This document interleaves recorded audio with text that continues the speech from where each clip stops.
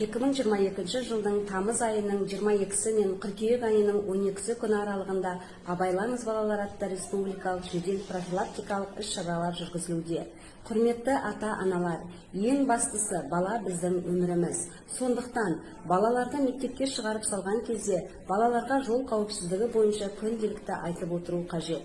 Біздің елімізде әртүрлі көліктер жылдан жылға көбейіп келеді. Жаяу адамдар мен көліктегі жолаушылар саны да көбейе түсуде. Көшелер мен жолдардағы жағдай барған сайын күрделеніп келеді. Жол, көлік оқиғаларының қаупі арта түсуде. Сондықтан оқушылар көшелер мен жолдарда ерекше тәртіпті және мұқият болуы қажет. Добрый день, гости и жители Шуйского района. В последнее время участились случаи дорожно-транспортного травматизма среди несовершеннолетних. Это велосипедисты, дети на электросамокатах. Мы призываем родителей позаботиться о безопасности поведения своих детей на дорогах, особенно сейчас, в школьный период.